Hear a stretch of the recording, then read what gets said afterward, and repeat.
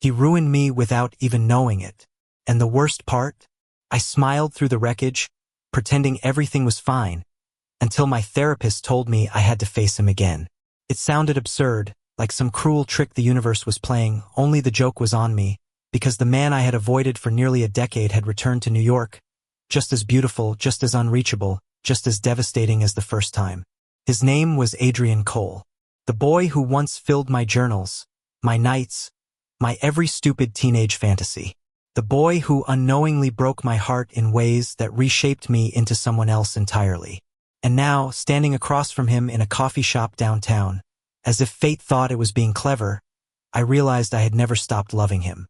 But love, I knew better than anyone, was never that simple. The last time I saw Adrian, we were 17. He was the golden boy of our small town in Ohio, the kind of boy who made teachers rave and parents sigh with envy. I was the awkward writer with a notebook glued to my hand, living in the shadows, secretly building worlds where boys like him could fall for boys like me. But life wasn't a story. It was cruel, ironic, and unsparing. Adrian never mocked me, never pushed me down like some of the others. No, was worse. He was kind. He smiled at me in hallways. He asked about my writing. He said my words mattered. And when someone like him made someone like me believe I mattered, it was enough to plant hope where none should have grown. So when I overheard him one night, drunk and laughing with friends, dismissing the idea of two guys together as weird, my fragile world collapsed. He never knew I was behind the door, listening. He never knew the person he unknowingly crushed was me. He never knew he was my first love. And I never told him. Now here we were, years later. I was 25, a novelist trying and failing to outrun writer's block so heavy it felt like my own words had abandoned me. My therapist, Dr. Harper, insisted my creative drought was tied to unresolved wounds. Face your past, she said, like it was easy, like facing Adrian wouldn't unravel every scar I had carefully stitched together. But as I watched him across that cafe, laughter softening the edge of his jawline, something inside me cracked open. He hadn't changed much, still the same charisma that drew people in, still the same careless ease. Except now he looked tired, like the weight of adulthood pressed on him too. Elliot, his voice cut through the fog of memory. I froze. He remembered my name. I could have walked away. I should have walked away. But instead, I turned, forcing a smile. Adrian. Hey. Been a while. His grin widened, and suddenly we were teenagers again, except older, messier, broken in ways neither of us could see back then. I can't believe it's you, he said, standing. What are the chances? The universe, I thought bitterly, has a twisted sense of humor. We ended up sitting together, 2 coffees between us, awkward silences stitching themselves between bursts of nostalgia. He told me he'd just moved back after years in Chicago, that he was teaching high school English now. The irony wasn't lost on me. He was teaching words, while I was failing to write them. And you? He asked. You're a writer, right? I remember you always scribbling in those notebooks. My throat tightened. He remembered. Yeah, I said, staring into my coffee. Trying to be. Trying? You're published, aren't you? His eyes lit up. Too bright, too genuine. I saw your book once at an airport. Elliot Matthews. That's you, right? Hearing my name in his mouth felt dangerous, like it could pull me back into something I had barely survived. Yeah, that's me. But the truth was, I hadn't written a word in almost a year. My first novel had done well, but success had only magnified the silence inside me. Every sentence felt forced, every character hollow. And now, sitting across from Adrian, I realized why. My stories had always been about longing, about unspoken love, about the pain of silence. And Adrian had been the root of it all. Over the next week, we saw each other again. By accident at first, passing in the park, running into each other at a bookstore. But eventually, it stopped being coincidence. He'd text, I'd answer. I'd suggest coffee, he'd show up. The space between us grew smaller, fragile, dangerous. And one night, walking home under the New York skyline, he brushed my hand. Just barely. But enough. My heart raced, the same way it had in high school when he leaned over my desk to ask what I was writing. But this time I wasn't 17. This time I wasn't a boy who couldn't speak. I wanted to tell him everything. The journals, the heartbreak, the way he had unknowingly built me and broken me. But the words stayed lodged in my throat, because how could I confess that the man walking beside me had been both my muse and my undoing? "Elliot," he said softly, his voice carrying something unsteady. "I'm glad I found you again." The truth was cruel and simple. I had never stopped being lost in him. He said he was glad he found me again. And I laughed, not because it was funny, but because laughter was easier than showing him how much those words cut. If he knew how long I had carried his shadow, he would never say things like that so carelessly. If he knew that my first novel, the one people praised for its achingly honest portrayal of unrequited love, had been nothing more than his ghost pressed between the pages, he might stop looking at me with those soft, burning eyes. But he didn't know. He had never known. And I didn't tell him. We started orbiting each other, like two planets who had once collided and now circled again, drawn by a force neither of us wanted to name. First, it was small things. A walk in Central Park when the leaves turned gold. Sharing Thai food at a tiny restaurant he swore had the best drunken noodles in Manhattan. Late-night texts about books and movies, like we were trying to rebuild a language only the two of us could speak. But then there were moments that weren't small at all. Moments that tipped into something dangerous. Like when we left a bookstore together and it started to rain, and he grabbed my wrist, pulling me under the awning. The way his fingers lingered, warm against my skin, long after the rain stopped. Or when he came over to my apartment one night, arms full of Chinese takeout, and we ended up sitting cross-legged on the floor, our knees touching, the TV forgotten, the silence loud with everything we weren't saying.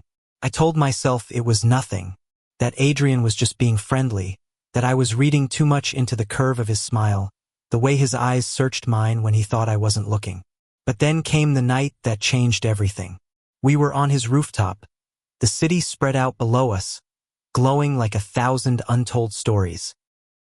He'd brought a bottle of cheap red wine, and I'd brought my fear, which only grew heavier with every sip. "You ever think about the past?" he asked suddenly, lying back against the concrete, staring at the stars barely visible through the city haze. I froze. "All the time," I admitted carefully. He turned his head, his hair falling across his forehead, and for a second I saw him as he had been at 17, reckless, radiant, unreachable. "I do too," he said quietly. "I think about high school a lot, about people I should have been closer to, about people I should have been braver with." The wine burned in my chest. "Like who?" I asked, though I wasn't sure I wanted the answer. He hesitated, then looked at me, really looked. "Like you," he said. It should have felt like vindication, like a door I had been pounding on for years finally cracking open. But instead, it felt like standing at the edge of a cliff, the ground crumbling beneath my feet. "You barely knew me back then," I said, the words sharper than I meant. His brow furrowed.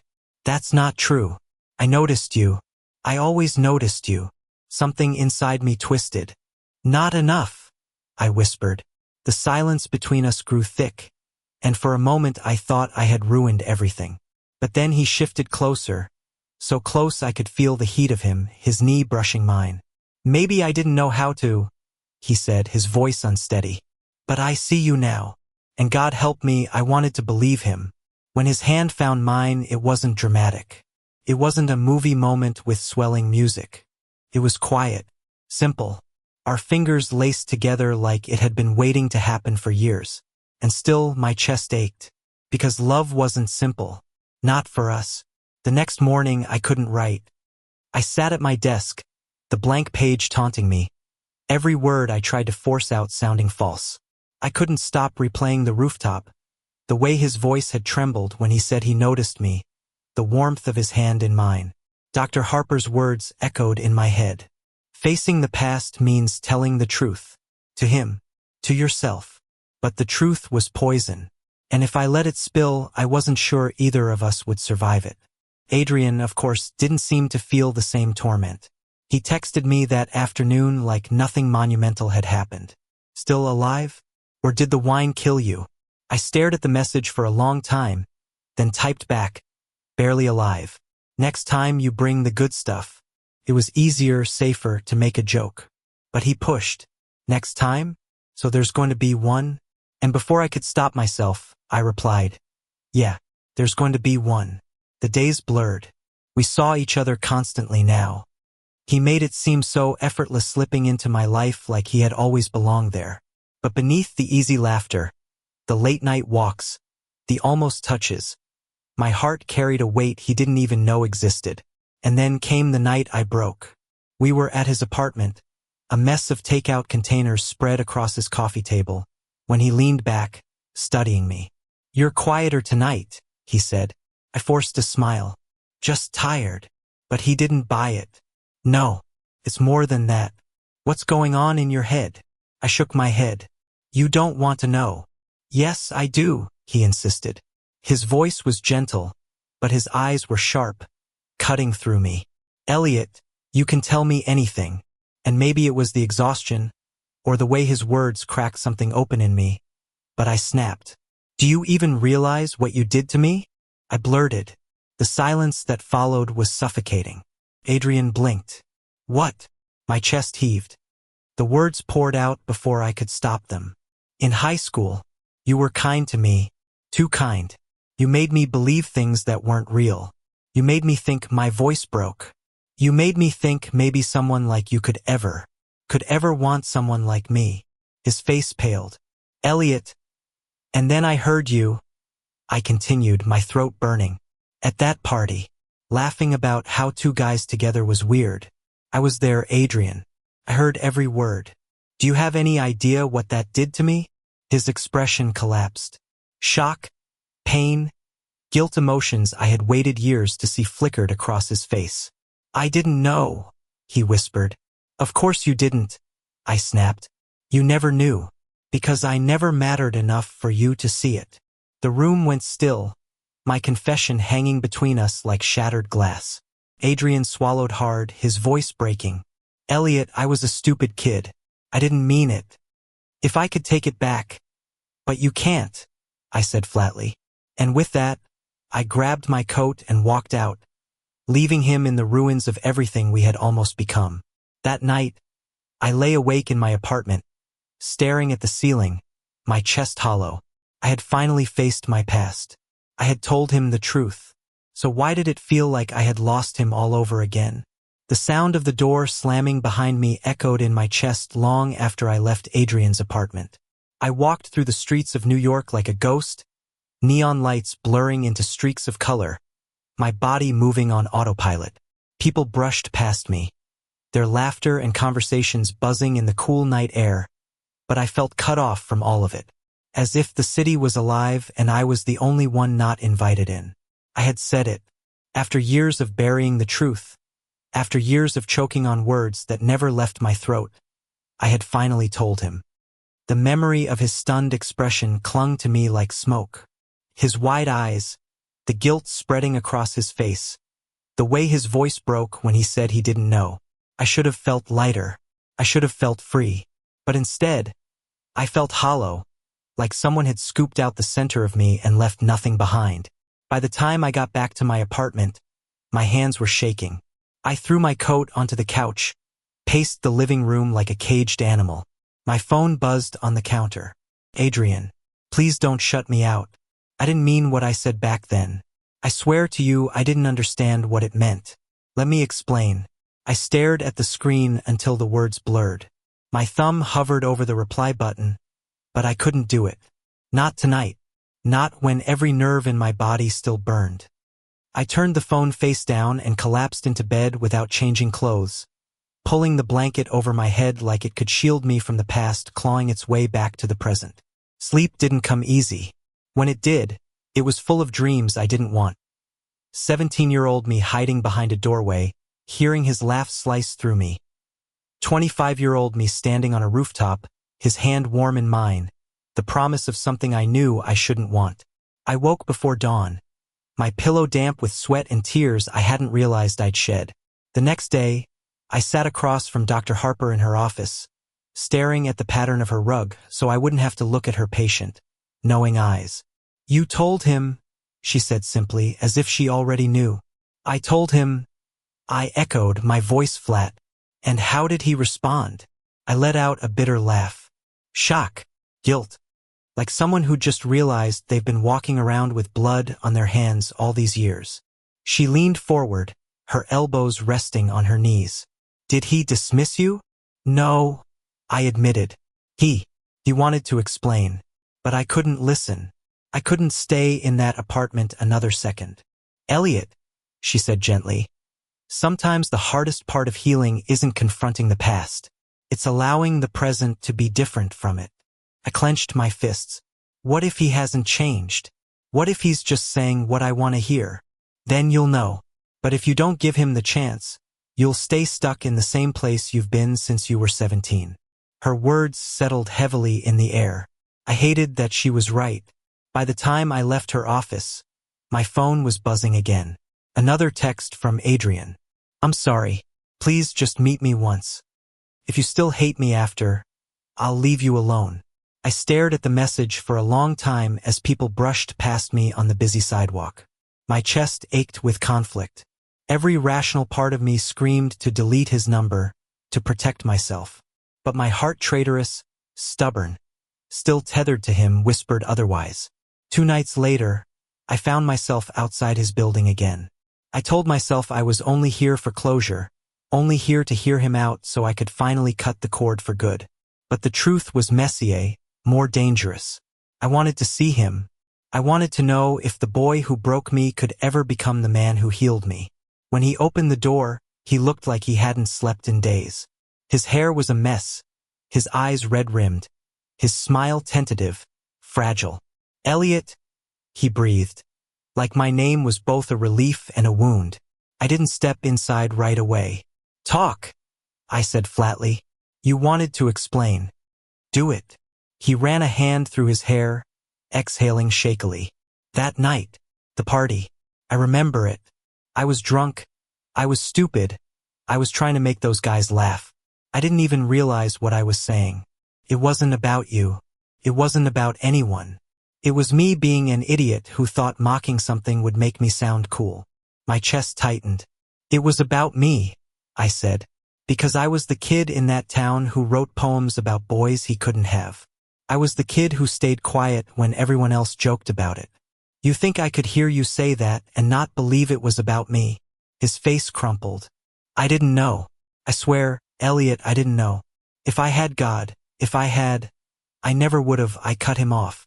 "You don't get to rewrite it. You said it. I heard it. And I lived with it."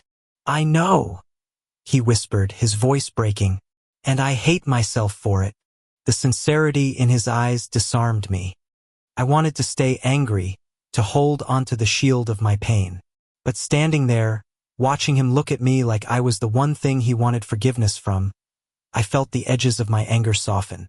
He stepped closer, tentative, as if afraid I'd bolt. "Elliot, I can't change what I said, but I can show you who I am now.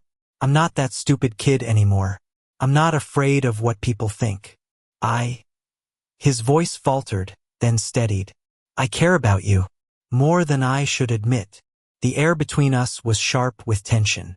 My heart pounded so loudly I was sure he could hear it. "Don't," I warned, though my voice lacked conviction. "Don't say things you don't mean." "I mean them," he said fiercely. "I've never meant anything more." And then, softly, almost broken, "Please let me prove it." I should have walked away. I should have told him it was too late. But instead I nodded. "One chance," I whispered. Relief flooded his face, his shoulders sagging like he'd been holding his breath for days. "One chance," he repeated. The days that followed were different. Adrian stopped texting casually, stopped filling silences with jokes. Instead, he started listening. He asked about my writing, not just to flatter me, but to really know. He remembered small things I'd said in passing me favorite tea. The park bench where I used to write when I first moved to the city. One evening, he even brought me there. A thermos of tea in his hands, like he wanted to rewrite the memories of every place where I had once felt invisible. And slowly, cautiously, I let myself enjoy it. We laughed again. We fell into rhythms that felt dangerously close to intimacy. He reached for my hand more often, and this time I didn't pull away. But every time his fingers brushed mine, a voice inside whispered, "He broke you once. He could do it again." The real test came one night at a bar. We'd gone out with some of his colleagues, a loud group of teachers celebrating the end of the semester. Someone cracked a joke about a student couple sneaking kisses in the hallway, two boys. The table erupted in laughter, but Adrian didn't laugh. He looked at me instead, his jaw tight, his eyes steady. Then he said, loud enough for everyone to hear, "Love's love. Let them have it." The table went quiet. A few people nodded awkwardly, and the conversation shifted. But my chest was a storm, because 17-year-old Adrian would have laughed. 25-year-old Adrian didn't. And maybe, just maybe, he really had changed. Later that night, walking me home, he slipped his hand into mine. "I meant what I said," he murmured. "I know," I replied softly. We walked in silence after that, but it wasn't empty. It was full, like the city itself was holding its breath for us. Of course, love is never that easy, because the closer I let him in, the more terrified I became of losing him again. And I didn't know if my heart could survive being broken twice by the same man. The night of the gala should have been easy, just another literary event, another room full of people in tailored suits and practiced smiles, another evening where I would pretend to be someone braver than I felt. But fate had a way of cornering me when I least expected it. Adrian had insisted on coming with me. He said he wanted to support me, that he wanted to see me in my world the way I had started to see him in his. And though part of me hesitated, another part, the softer, reckless part, said yes. He looked devastating that night, his navy suit tailored to perfection, his tie slightly crooked in a way that made him look both sharp and undone. I couldn't stop stealing glances at him as we entered the grand hall, chandeliers glittering above us, voices humming like an orchestra. For a while, everything was fine. We mingled, sipped champagne, laughed in corners where no one was watching. But then came the panel discussion. And then came her, Melissa Grant, literary critic, famous for her sharp tongue and sharper pen. She had adored my first book, but she hadn't been shy about pointing out the themes of painful longing and self-inflicted heartbreak that saturated my work. Tonight, she leaned forward with her microphone, smiling too sweetly. "Elliot," she said, her voice carrying across the ballroom, "your debut novel struck readers with its raw portrayal of unrequited love. Many speculated it was drawn from personal experience. Tell us, was it?" The audience leaned in. Cameras flashed. My throat tightened. Before I could answer, Melissa pressed further. "Rumors have circulated that you once carried an unspoken torch for someone who never knew. And yet, I see you here tonight not alone." Her gaze flicked toward Adrian, who sat just a few rows away. "Does he know?" The air cracked. The past I had fought so hard to keep buried was suddenly thrust into the light. And Adrian was watching me, his expression unreadable, waiting. My heart pounded so violently it drowned out the noise of the room. "Yes," I heard myself say, my voice steady despite the chaos inside me. My book was personal. It was about loving someone I thought I could never have. About being broken by words that weren't meant to wound, but did anyway. I paused, forcing myself to meet Adrian's gaze. And it's also about realizing that sometimes people can change. Sometimes the person who broke you can be the same person who puts you back together. Gasps rippled through the audience. Cameras clicked faster. Melissa blinked, taken aback. But none of it mattered, because all I could see was Adrian, standing now, his eyes shining with something I had never seen so unguarded before. He crossed the room before I could breathe. He didn't care about the stares, the whispers, the phones capturing every second. He reached me on the stage, his hand trembling as he took mine. "You have no idea how long I've wanted to hear you say that," he whispered, his voice breaking. And then, in front of everyone, he kissed me. The room erupted some cheers, some murmurs, but it all blurred into nothing. All I knew was the warmth of his mouth on mine, the way his hand cupped my face like he was afraid I might vanish, the way my body leaned into him instinctively, like I had been waiting for this moment my whole life. When we finally broke apart, breathless, the applause was deafening. But louder still was the quiet truth settling in my chest. I wasn't afraid anymore. The weeks that followed were a whirlwind. Headlines splashed across newspapers and blogs. Author Elliot Matthews reveals his muse, high school crush turned love story, from heartbreak to healing. A romance years in the making. At first, I hated the attention. I hated the way strangers dissected our story, turned our scars into entertainment. But Adrian anchored me. He held my hand when reporters shouted questions. He kissed my temple when my nerves frayed. He reminded me with every quiet glance that we weren't living for them. We were living for us. And slowly I let myself believe it. One evening, months later, we sat on that same rooftop where everything had changed. The city lights stretched endlessly, the wine bottle between us nearly empty. "Do you regret it?" I asked softly. "Regret what?" Adrian turned to me, his smile gentle. "Telling the world, kissing me in front of everyone, making the so public." He shook his head. "No, not for a second. If anything, I regret not doing it sooner." He reached for my hand, threading his fingers through mine. "Elliot, I spent years pretending to be someone I wasn't. I won't waste another minute hiding the person I love." The words settled in me like sunlight breaking through storm clouds. "I love you too," I whispered. And this time it didn't feel terrifying. Felt like coming home. Dr. Harper smiled when I told her. "So you faced your past," she said. "I did," I replied, smiling softly. "And I found my future in it too." Not everything was perfect. We argued, we stumbled, we faced the old shadows that lingered in both of us. But the difference was now we faced them together. And somewhere in the middle of it all, the words came back. My writer's block lifted like fog in morning light. The pages filled again, not with pain, not with silence, but with something new, with hope, with love, with us. My second novel opened with a line that felt like a truth I had carried forever.